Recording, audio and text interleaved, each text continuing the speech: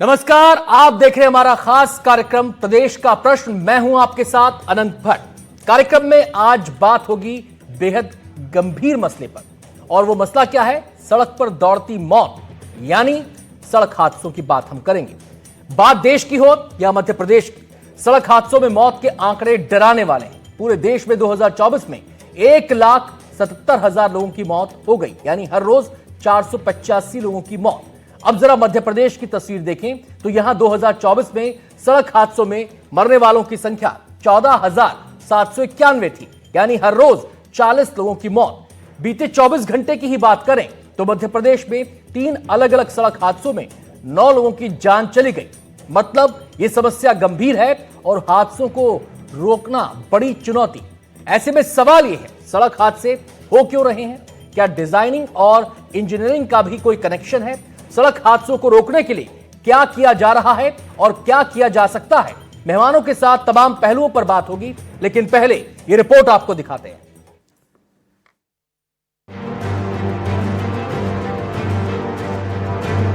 मध्य प्रदेश में मंगलवार और बुधवार की दरमियानी रात से लेकर सुबह तक सड़क हादसों की ऐसी काली छाया पड़ी कि प्रदेश में कोहराम मच गया। सागर, सतना और भिंड तीनों जिले से दिल दहला देने वाली दुर्घटनाएं सामने आईं। शुरुआत करते हैं मध्य प्रदेश के सागर से। सागर में एक दर्दनाक सड़क हादसा हो गया। बम निरोधक दस्ते के 5 सदस्य सुबह ड्यूटी के लिए निकले थे, तभी उनकी गाड़ी एक कंटेनर ट्रक से जा टकराई। हादसे में 4 जवानों की मौके पर ही मौत हो गई, जबकि एक पुलिसकर्मी गंभीर रूप से घायल है। यह हादसा सुबह करीब 4 बजे नेशनल हाईवे 44 पर बंदरी और मालथोन के बीच हुआ। बंदरी थाना प्रभारी सुमेर जगत के मुताबिक स्क्वाड का वाहन रफ्तार में आगे बढ़ रहा था, तभी हाईवे पर रॉन्ग साइड में खड़े एक कंटेनर ट्रक से उसकी टक्कर हो गई। टक्कर इतनी भीषण थी कि पुलिस वाहन पूरी तरह चकनाचूर हो गया।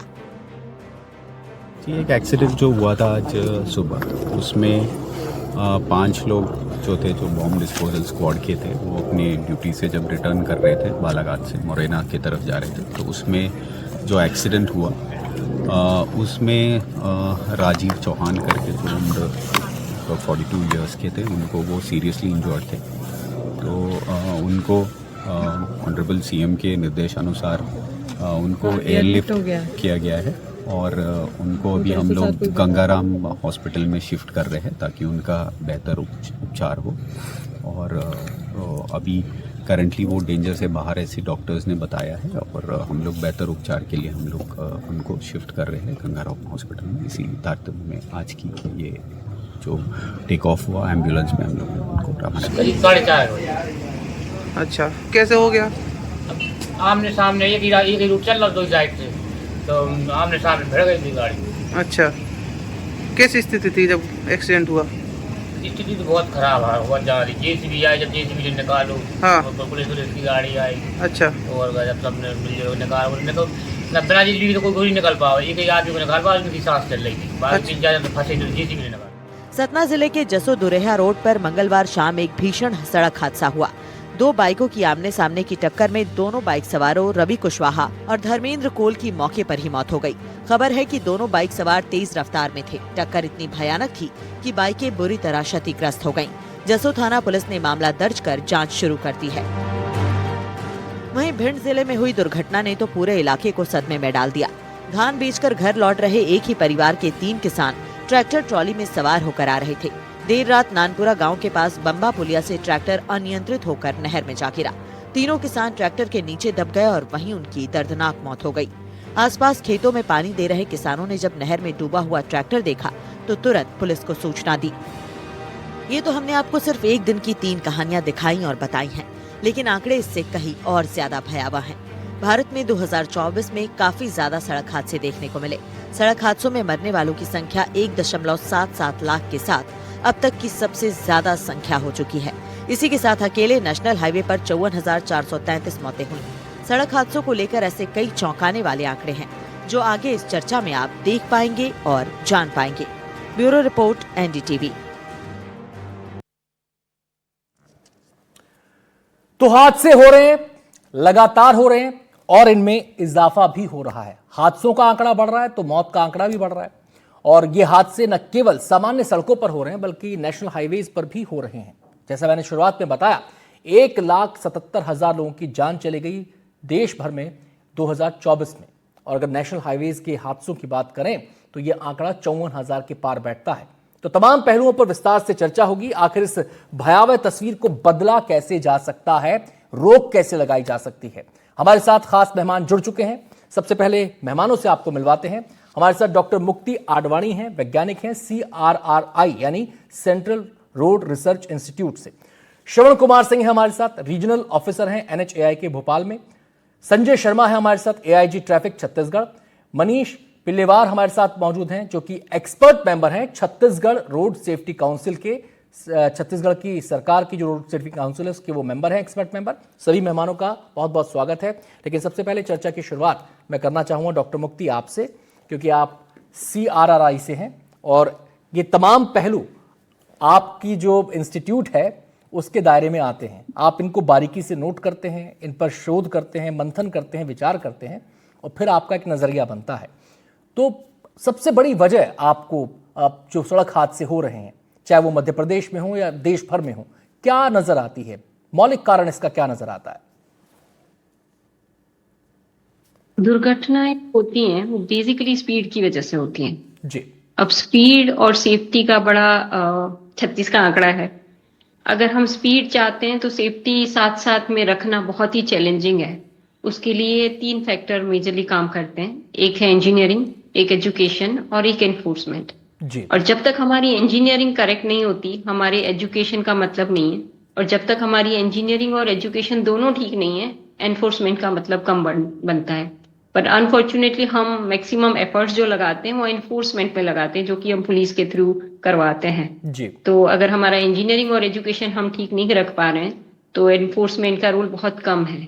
हमारी इंजीनियरिंग सारी फोकस करती है कि कैसे हम स्पीड बढ़ाएं। जी। एक इंजीनियर जो है वो सड़क भी बना सकता है जिसमें स्पीड कार की स्पीड या 2 व्हीलर की स्पीड 100 की आप अलाउ कर सकते हो। सेम इंजीनियर एक वो भी रोड डिजाइन कर सकता है जिसमें कंपलसरीली वो व्हीकल्स 20, 25, 30 की स्पीड से ज्यादा जा ही नहीं सकते। तो हमें बड़ा ध्यान से बनाना चाहिए कि रोड हमें चाहिए किस स्पीड के लिए। जी। अगर हम 100 की स्पीड बनाते हैं, उसकी रोड डिजाइन बनाते हैं और एक जस्ट साइन बोर्ड लगाने से कि स्पीड लिमिट 30 सब ड्राइवर्स फॉलो करें, ये बड़ा ही अनरियलिस्टिक सी एक्सपेक्टेशंस है। तो मेरे ख्याल से इंजीनियरिंग इज द की और ऑफ कोर्स एजुकेशन और एनफोर्समेंट उसके बाद उसका अपना रोल है। महत्वपूर्ण बात मुक्ति जी आपने बोली है, लेकिन अगर थोड़ा सा विस्तार अगर इसको दें, इंजीनियरिंग को लेकर थोड़ा सा विस्तार दें कि इसका क्या मतलब है। क्या ये डिजाइनिंग से भी कनेक्शन है इसका?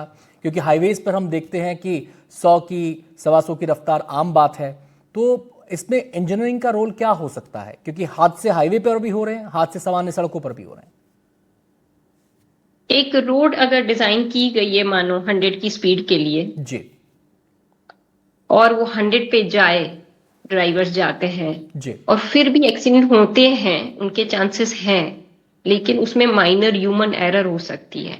जी। हम जब एक रोड डिजाइन करते हैं तो हमें पता होता है कि हम किस स्पीड के लिए डिजाइन कर रहे हैं और उसके बियॉन्ड जब स्पीड जाती है, और वो तब जाती है जब आपका एक्सपेक्टेड ट्रैफिक कम है।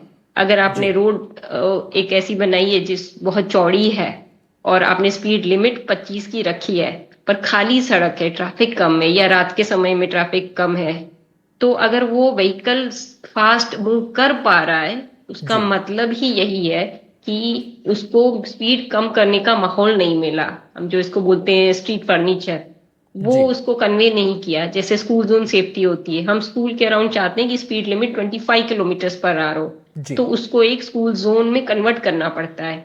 हर ड्राइवर को जैसे ही वो अप्रोच करता है स्कूल की तरफ, उसको एक अंदाजा आना चाहिए कि अब वो ड्राइवर की रिस्पॉन्सिबिलिटी ज्यादा है। तो हर रोड डिजाइन जो होती है वो स्पीड के हिसाब से चेंज होती है, पर अनफॉर्चुनेटली हम हर रोड को वो वैसे डिजाइन या इम्प्लीमेंट करते हैं कि जिसमें मैक्सिमम स्पीड मिले, और अनफॉर्चुनेटली हम स्पीड पे इतना ज्यादा फोकस है हमारा कि कार और 2 व्हीलर की स्पीड जो है हम पेडेस्ट्रियन की सेफ्टी से ऊपर लाते हैं। एक आम ड्राइवर इसको कैसे समझे मैम? ये जो बारीक अंतर आप बता रहे हैं, एक आम ड्राइवर इसको कैसे समझे? एजुकेशन की आप बात कर रहे हैं तो उसको भी थोड़ा सा विस्तार दे दीजिए। हमारे यहाँ एजुकेशन मुझे लगता है कि ऑफ कोर्स ड्राइवर लाइसेंसिंग जो प्रैक्टिस है उसमें कुछ है भी, इश्यूज भी हैं। हमारे यहाँ लाइसेंस मिलना बहुत आसान है, इजी है। जी तरीके सही हो सकते हैं, तरीके गलत भी हो सकते हैं, पर वो बहुत मैटर करता है। जैसे हमारे यहाँ मानिए ट्रक के ड्राइवर्स या बस के ड्राइवर्स जो हैं, वो उल्टा वेल ट्रेन्ड है कहीं ना कहीं, क्योंकि ज्यादातर बस का ड्राइवर वो है जो पहले 5-10 साल एज अ कंडक्टर जॉब कर चुका है, तो उसको रोड की अंडरस्टैंडिंग है, जी उसको रोड का माहौल पता है, उसको पता है कि कहाँ रिस्की होता है और कहाँ नहीं होता है। हाँ, फॉर्मल एजुकेशन, उसको साइन बोर्ड का मीनिंग समझ में नहीं आता, तो वो जो गैप है वो डेफिनेटली लाइसेंस की प्रैक्टिस, लाइसेंसिंग की जो तरीका है उसको हम जी। इम्प्रूव करके हम एजुकेशन तो ऐड कर सकते हैं। चलिए आते हैं मैम आपके पास, हम श्रवण जी का यहाँ पर रुख करना चाहेंगे। श्रवण जी, आप तो खैर उसी संस्था से जुड़े हैं जो हाईवेज का ही निर्माण करती है। मैम ने एक दो पॉइंट यहाँ पर रखे हैं, उसमें इंजीनियरिंग का पहलू उन्होंने मौलिक रूप से उठाया है कि ये बहुत महत्वपूर्ण है अगर हम बात कर रहे हैं सड़क हादसों के संदर्भ में। आप इसको कैसे, आपका नजरिया इस पर क्या है? बिल्कुल, इंजीनियरिंग भी जिम्मेदार है रोड एक्सीडेंट के लिए। जी बेसिकली रोड एक्सीडेंट के लिए रोड यूजर्स, इंजीनियरिंग और इन्फोर्समेंट भी जिम्मेवार है। जो मैडम ने बताया एजुकेशन हमें राइट फ्रॉम बिगिनिंग, स्कूलिंग से लेके और अप टू ड्राइविंग लाइसेंस तक जो एक प्रोवाइड करनी चाहिए वो हम अभी नहीं प्रोवाइड कर पा रहे हैं। जी क्या होता है कि ये एक जो ड्राइविंग स्किल है, ये स्किल है, और एक जो सेंस है, ड्राइविंग सेंस, जी उसमें हमारे पास कहीं ना कहीं कमी है। हम बहुत रिस्क लेने की स्थिति में रहते हैं, हमारे जो ड्राइविंग रोड यूजर्स हैं। ये बात सही कि हमने इंजीनियरिंग भी जिम्मेवार है। हम जैसे 100 kmph के लिए डिजाइन कर रहे हैं कोई हाईवे, जी हमारे नेशनल हाईवे समय की को कम करने के लिए डिजाइन किए जाते हैं ताकि हमारी लॉजिस्टिक कॉस्ट कम हो, मेरा A to B जाने का समय कम लगे, कम पैसा लगे, मेरा जो कमर्शियल व्हीकल है वो बिफोर टाइम, ऑन टाइम जो हमारी डिजाइन है उसमें पहुंच सके, ताकि हमारी लॉजिस्टिक कॉस्ट का परसेंटेज कम हो और हम किसी भी इंटरनेशनल मार्केट या नेशनल मार्केट में अपने प्रोडक्ट को बेचने में या एक्सपोर्ट करने में हम compete कर सके। जी तो मैं 25 kmph के लिए तो नेशनल हाईवे नहीं डिजाइन कर सकता, वो तो अर्बन एरिया में ही डिजाइन होते हैं। जी हाँ, 100 kmph के लिए जो हम डिजाइन करते हैं उसमें हमारा जो डिजाइन का पैरामीटर है, कॉन्सेप्ट है, वो फॉरगिविंग नेशनल हाईवे का है। जी फॉरगिविंग माने अगर रोड यूजर छोटी गलती करे तो माफ कर दी जाए। इसीलिए हम आप देखेंगे कि हमारे जो क्रैश बैरियर हैं वो फ्लेक्सिबल होते हैं, हमारे कर्व्स हैं उस 100 kmph के लिए डिजाइन किए जाते हैं, उतना हम रखते हैं। साइड डिस्टेंस का हम ध्यान रखते हैं। हमने अंडरपासेस, फ्लाईओवर्स जो हमारी कॉन्फ्लिक्ट जोन होते हैं उनमें प्रोवाइड करते हैं। बट अगर मान लीजिए हमने 100 kmph के लिए डिजाइन किया और आपका सेंस 150 किलोमीटर पर आवर की स्पीड से चलाने को प्रेरित करता है गाड़ी को, तो फिर क्या है कि आपका टोटल रिएक्शन टाइम बहुत कम हो जाएगा। अभी मैं टोटल रिएक्शन टाइम जो डिजाइन में लेता हूं 2.5 सेकंड का लेता हूं। टोटल रिएक्शन टाइम मींस अगर हमने कोई ऑब्जेक्ट देखा और मैं अपने व्हीकल को कंट्रोल करने में और कंट्रोल होने में जो टाइम लगता है, that is total reaction time.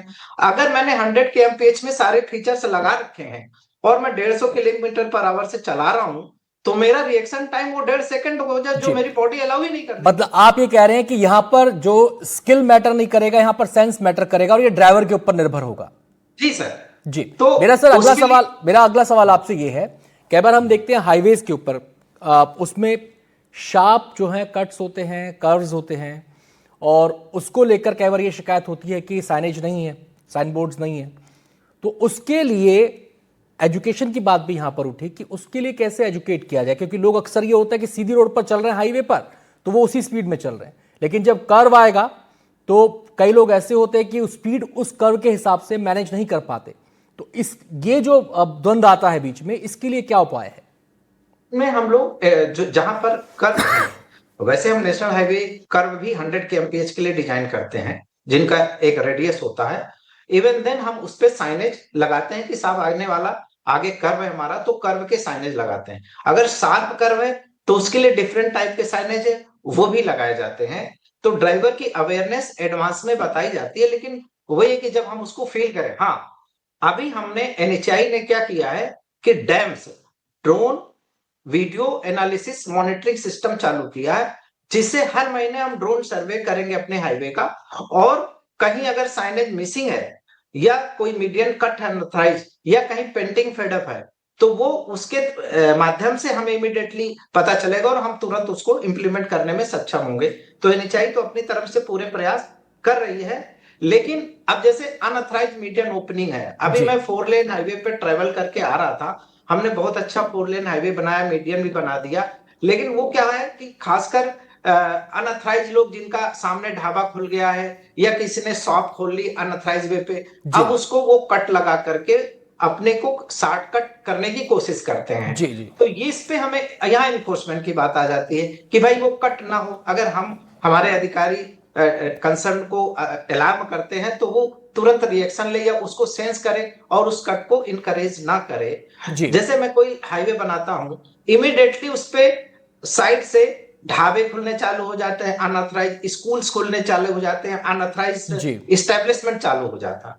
अब उसके लिए हमारा श्रवण जी 2-3 पॉइंट आपने बताए हैं, तो बाकी जो मेहमान हैं उनसे भी चर्चा करना चाहेंगे यहाँ पर। अब हम सीधे यहाँ पर रुख करेंगे संजय शर्मा जी का, जो एआईजी हैं छत्तीसगढ़ ट्रैफिक में। संजय जी, 2 बातें यहाँ पर उठी।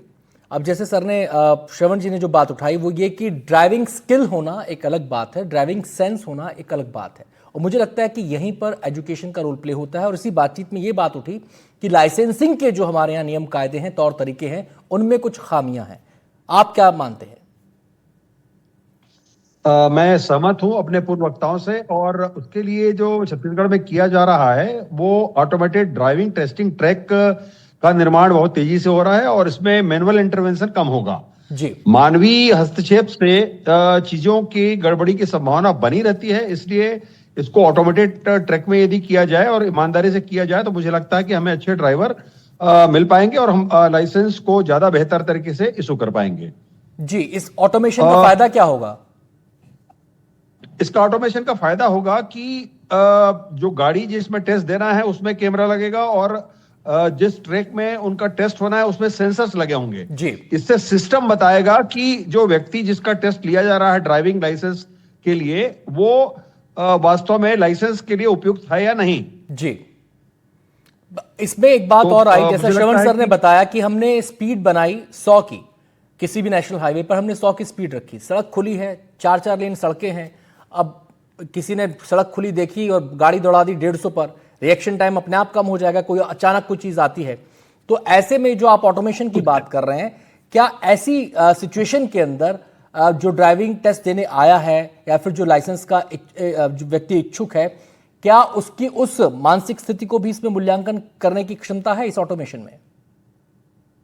इसमें अभी अलग अलग प्रकार के जो है उसमें इतनी स्पीड की जीत की बात कर रहे हैं 150 की, उसकी संभवता नहीं होगी जी। लेकिन इसका दूसरा पार्ट ये भी होगा, मैं जो पूर्ववक्ताओं से सहमति जाहिर करते हुए 2 चीज और कहना चाहता हूं जी। आप हमारे पूर्ववक्ताओं जो एक्सपर्ट भी हैं उन्होंने बताया कि जो टर्निंग और बाकी सब भी वो एज पर डिजाइन बनाते हैं। हमने कुछ ऐसे एक्सीडेंट देखे हैं जिसमें और उस पर्टिकुलर का जो रोड है उसमें 80 की स्पीड के लिए बनाया गया था, और उसमें एक बाइक, सुपर बाइक कोई चला रहा था 140 की स्पीड में। वो सुपर एलिवेशन जो होता है टर्निंग के साथ में, वो मेरे ख्याल से उस स्पीड की उस रोड की जितनी निर्धारित स्पीड है उसके हिसाब से तैयार किया जाता है, और उसके अलावा यदि उसमें टर्न करने की कोशिश करेंगे तो निश्चित रूप से गाड़ी अनियंत्रित होगी, और ऐसा करके भी कुछ एक्सीडेंट्स वगैरह हुए हैं। तो इसका जो तरीका यह होगा कि इलेक्ट्रॉनिक मॉनिटरिंग के माध्यम से ऐसे लोग जो निर्धारित गति से गाड़ी चला रहे हैं और जहां पे हर रोड पर, हर चौक पर, हर डिस्टेंसेस में गाड़ियां जो इन्फोर्समेंट के लिए ऑफिसर्स खड़े रखना संभव नहीं हो पाएगा, वहां पे इलेक्ट्रॉनिक मॉनिटरिंग के माध्यम से इनके विरुद्ध इन्फोर्समेंट की कार्रवाई करके इन पर नियंत्रण लाया जा सकता है। मनीष सर का मैं यहाँ पे रुख करना चाहूंगा। सर, स्पीड की बात हो रही है, स्किल्स की बात हो रही है, सेंस की बात हो रही है, लाइसेंसिंग की बात हो रही है, लेकिन और बहुत सारे फैक्टर हैं इस पूरे मामले के। उसमें शराब पीकर गाड़ी चलाना भी शामिल है, उसके अंदर ओवर स्पीडिंग तो खैर सबसे बड़ा फैक्टर बताया ही जा रहा है, उसमें नियमों की जानकारी ना होना भी बड़ा फैक्टर है, उसके अंदर जो हमारा जो सेटअप है ट्रैफिक से जुड़ा हुआ, उसमें एग्जीक्यूशन का भी सवाल यहाँ पर उठा है। इन तमाम बातों को देखते हुए आपको क्या लगता है कि सबसे ज्यादा काम करने की जरूरत कहां पर है और उस काम को आगे कैसे बढ़ाया जाए जिसमें भागीदारी भी हो लोगों की, क्योंकि गाड़ी लोग चला रहे हैं, हर जगह पुलिसमैन नहीं होगा, हर जगह ट्रैफिक पुलिसमैन नहीं होगा। और जो भारतीय सड़कें हैं उनकी तो खूबी है, गड्ढा मुक्त तो वो हुई ही है। अलग अलग प्रदेशों की बात कर लीजिए, पूरे देश की बात कर लीजिए, ये तमाम जो बाधाएं हैं इनके मद्देनजर और क्या किया जाना चाहिए? आपने बहुत अच्छा प्रश्न उठाया है। इसमें पहले तो मैं दो चीजें बताना चाहूंगा। एक ये कि जब हम रोड ट्रैफिक की बात करते हैं तो रोड ट्रैफिक तीन चीजों से मिलकर बनता है, एक रोड, एक व्हीकल और एक ड्राइवर जी। तो हम ये समझ लें कि जब भी कोई सड़क हादसा होता है उसमें कॉम्बिनेशन ऑफ दीज फैक्टर्स वो उसमें कारणीभूत होते हैं, उनके कारण होता है। उस अगर हम ड्राइवर की बात करें तो ड्राइवर का मेंटल अलर्टनेस उस समय कितना है, ड्राइवर का सेंस कितना है, सेंस ऑफ जजमेंट कितना है, कितना एक्सपीरियंस है, ये एक बात आ सकती है ड्राइवर के लिए। अगर हम व्हीकल की बात करें तो बहुत सारे हम अगर देखते हैं कमर्शियल व्हीकल में भी जो एक्सीडेंट होते हैं तो बहुत सी बार उनकी जो मेंटेनेंस है वो सही नहीं रहती। वो जो एंटिसिपेशन सोचते हैं कि इतने साइड डिस्टेंस रिएक्शन टाइम है तो मेरा ब्रेकिंग में करूंगा तो ये ब्रेक अप्लाई हो जाएगा, या एक्सेलरेट करेंगे, या कुछ और मैकेनिकल या इलेक्ट्रोमैकेनिकल कोई फॉल्ट आ जाता है, ये भी संभावना है। या कभी कभी टायर प्रेशर या और कोई भी ऐसी वजह हो सकती है जिसके कारण एक्सीडेंट हो सकता है। और तीसरा जो महत्वपूर्ण बिंदु है वो है रोड की कंडीशन। रोड में बहुत सारे फैक्टर्स हो सकते हैं जिनके कारण हम ये देखते हैं कि एक्सीडेंट हो सकते हैं। इसमें यह है कि अगर हम खासकर देखें कि शार्प टर्न्स की मैं बात करूं, ब्रिजेस की मैं बात करूं, एक्सेस जो होता है ब्रिज पे वो है, या फिर ब्रिज की जो रेलिंग्स हैं उनकी बात करूं मैं, या फिर इसके अलावा वर्टिकल और हॉरिजॉन्टल कर्व्स हैं उनकी बात करूं मैं। इसके अलावा कभी कभी कुछ जैसे ऐसे स्ट्रक्चर या ऐसा कोई हिंड्रेंस आ जाता है ड्राइविंग के दौरान, ओवरटेकिंग के दौरान, ऐसा कोई फिजिकल स्ट्रक्चर क्रिएट हो जाता है जो अनऑथराइज होता है, उनके कारण जिसको एंटिसिपेट नहीं करते हैं, तो ये एक वजह होती है। दूसरा मैं ये बताना चाहूंगा कि आपने जिन हादसों का शुरुआत में जिक्र किया, अगर हम देखेंगे कि बहुत सारे हादसे रात के समय आप पाएंगे कि ज्यादा हादसे होते हैं दिन के मुकाबले। एक तो विजिबिलिटी इशू तो होता ही है, दूसरा बहुत इंपॉर्टेंट होता है फटीकनेस ऑफ ड्राइवर या पर्पस है। हम देखते हैं कि बहुत सी बार जो अनधिकृत रूप से लोग बारात के रूप में, इसके रूप में जितनी लोग बैठना चाहिए उससे ज्यादा बैठते हैं, या शराब का सेवन करके गाड़ी चला रहे हैं, या ड्राइवर थक गया है तो क्लीनर गाड़ी चला रहा है, तो ये भी ऐसी एक संभावना होती है इस तरीके से। और जो ट्रैफिक लाइट होता है हमारे यहाँ बीम और डिपर, इसका सेंस लोगों को नहीं है कि कब किस तरह से यूज करना चाहिए, तो उसके कारण जो मैंने अक्सर देखी है गाड़ी चलाते वक्त, जो मैं महसूस करता हूं, रोड के बीच में डिवाइडर है लेकिन उस डिवाइडर के बीच में ऐसी कोई हिंड्रेंस नहीं है जिससे कि जो अपोजिट रोड है उसमें जो गाड़ियां चल रही हैं उनकी हेडलाइट्स का जो रोशनी है वो हमारी आंखों में चुभती है। उसमें जजमेंट लेने में कई बार ऐसा होता है कि आपको कुछ दिखाई नहीं देता। तो ये कितनी बड़ी कमी है, क्योंकि हमने देखा है कई बार गाड़ियां डिवाइडर को पार करते हुए दूसरी सड़क पर आकर टकरा जाती हैं। जी, इसमें दो तीन चीजें हैं। जैसे NHAI के सर बैठे हैं आजकल, मतलब बहुत सारे ऐसे कॉरिडोर्स होते हैं जिसमें दोनों तरफ की जो लेन है उनके लेवल अप डाउन करते हैं ताकि जो हेडलाइट है वो एक दूसरे को कॉन्फ्लिक्ट ना करे, आंखों पे ना आए ग्लेयर। दूसरा, बहुत सी बार ऐसा प्लांटेशन किया जाता है कि वो ग्लेयर कटिंग, जिसे हम कह सकते हैं ग्लेयर कटिंग प्लांटेशन, तो उसका भी यूज कभी कभी किया जाता है। उसके अलावा बहुत सी बार अनऑथराइज क्रॉसिंग भी होती है। कभी कभी हम देखते हैं हिंदुस्तान में तो होता ही है, जानवर है या कोई पेडेस्ट्रियन है या कोई अननोइंगली और खासकर गांव के या हैबिटेशन के आसपास क्रॉस करने की कोशिश करता है जिसको एंटिसिपेट नहीं करता है ड्राइवर। उस वजह से भी नियंत्रण बिगड़ सकता है और उसमें भी एक्सीडेंट की संभावना होती है। चलिए, मैं मुक्ति जी का यहाँ पर रुख करना चाहूंगा सर, मुक्ति जी का मैं यहाँ पर रुख करना चाहूंगा। मुक्ति जी, जो सड़क के किनारे बात हुई है यहाँ पर, चाहे वो रिहायश की बात हो, चाहे वो कमर्शियल एक्टिविटी की बात हो, क्या इसको लेकर कोई नियम कायदा नहीं है कि कोई सड़क अगर जा रही है, चाहे वो हाईवे जा रहा है, चाहे वो सामान्य सड़क जा रही है, तो उससे उचित दूरी कितनी होनी चाहिए? हम देखते हैं, हम गांव देहात में जाते हैं तो जो वहां पे स्टेट हाईवेज हैं उसके बिल्कुल बगल में लोग रह रहे हैं और मुश्किल से 5 फीट की दूरी भी नहीं है और सामने किसी कोई दुकान है, कोई टपरी है, कोई कुछ है, तो ये जो सुरक्षित दूरी होती है कितनी होनी चाहिए? वो डिपेंड करता है कौन सा हाईवे है, पर हमारे जो इंडिया के हाईवे हैं वो अगर आप बाई चांस कंपेयर करेंगे वेस्टर्न के हाईवे से तो हमारी डिफरेंट है। हमारा हर हाईवे गांव से ही निकलता है। बहुत सारे गांव आपको मिलेंगे ही मिलेंगे।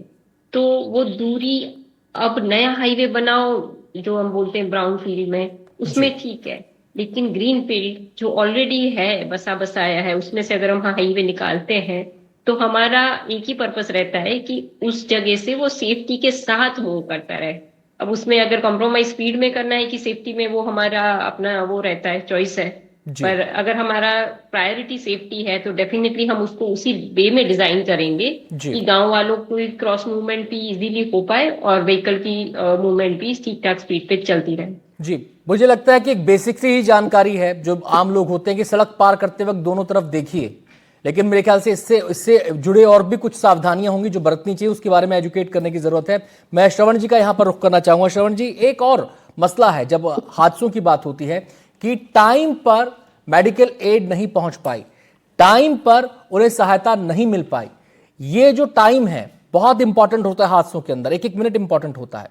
ये सहायता नहीं पहुंच पाना, ये कितनी बड़ी खामी है? जी, हम लोगों ने हमारे जितने हाईवे हैं हमने सब पे एम्बुलेंस डिप्लॉय की रखी है और एम्बुलेंस में फर्स्ट एड भी होता है। और ये हम इंश्योर करते हैं कि हादसे की खबर लगने के विदिन 15 to 20 मिनट्स हमारी एम्बुलेंस मौके पे पहुंच जाए और घायल को उचित हॉस्पिटल में जो हमारे मैप्ड है और इंटरलिंक्ड है वहां पर पहुंचाया जाए फर्स्ट एड के साथ। तो हमारे पूरे इस समय अगर मध्य प्रदेश की बात करें, जो 4 लेन हाईवे है या NHAI के अंडर में है, वो करीब 5,500 किलोमीटर है। उनमें हमारे 91 टोल प्लाजा है और करीब 97 एम्बुलेंसेस हैं। जी, तो लगभग 50 किलोमीटर लेंथ में हमारी एम्बुलेंस प्लेस्ड है और इस पे भी विचार चल रहा है। उनका लेवल भी है, कुछ हाई लेवल है, कुछ मीडियम लेवल है, और इस पे भी विचार चल रहा है कि हम इसकी और फ्रीक्वेंसी बढ़ा सकें ताकि मिनिमम। चलते चलते संजय सर, आपसे आप कुछ ऐड ऑन करना चाहें कि वो और कौन से उपाय हो सकते हैं? बहुत सारी बातों पर हमने चर्चा की जहां पर हमें ध्यान देने की जरूरत है, लेकिन और कौन से उपाय हो सकते हैं एग्जीक्यूशन के लेवल पर जो इसमें कारगर साबित हो हादसों को रोकने में? हादसों से होने वाली मृत्यु के लिए जैसा एम्बुलेंस का बताएगा उसी तरह से ट्रामा स्टेबलाइजेशन सेंटर जो है, जहां पे एक्सीडेंट प्रोन रोड स्ट्रेचेस हैं, वहां पे trauma stabilization centre near to ऐसे एक्सीडेंट प्रोन एरियाज में किया जाकर जल्दी पहुंचाया सकता है। हमारे एम्बुलेंसेस पहुंच रहे हैं। उससे महत्वपूर्ण ये भी है कि हॉस्पिटल पहुंचने के बाद में हमारे हॉस्पिटल में ट्रामा स्टेबलाइज करने की सुविधा है कि नहीं है। यदि वो डिस्टेंस ज्यादा है, गोल्डन आवर से यदि हम ज्यादा समय ले रहे हैं तो मृत्यु की संभावना बढ़ जाती है। 1 घंटे के भीतर में किसी को गोल्डन आवर के बीच में ट्रीटमेंट चालू हो जाए प्रॉपर, तो उसके जीवित रहने की पॉसिबिलिटी काफी अच्छी होती है। यस, ओवर स्पीडिंग पे नियंत्रण आवश्यक है, नींद झपकी वगैरह ना आए उसके लिए आवश्यक है हम सुनिश्चित करें। दूसरा, कई हादसे इस तरह से भी हो रहे हैं जो मालवाहक गाड़ियों में यात्री परिवहन हो रहा है, इसमें भी सुधार की आवश्यकता है और बिल्कुल बहुत सारे कदम उठाने की आवश्यकता है। संजय सर, आपको माफी के साथ रोकना चाहूंगा, समय की पाबंदी है, समय की पाबंदी है। तमाम मेहमानों का बहुत बहुत शुक्रिया। तो समस्या गंभीर है और जैसे मैंने कहा था कि चुनौती का दायरा बहुत बड़ा है, इसलिए 1-2 कदम उठाने से बात नहीं बनेगी। एक व्यापक स्तर पर इसके लिए रणनीति बनानी होगी, नीति बनानी होगी और उसके बाद उसे उतने ही गंभीरता से एग्जीक्यूट करने की जरूरत है जिससे कि इन हादसों पर लगाम लगाई जा सके। छोटा सा ब्रेक लेंगे, कार्यक्रम में इतना ही। ब्रेक के बाद भी खबरें जारी।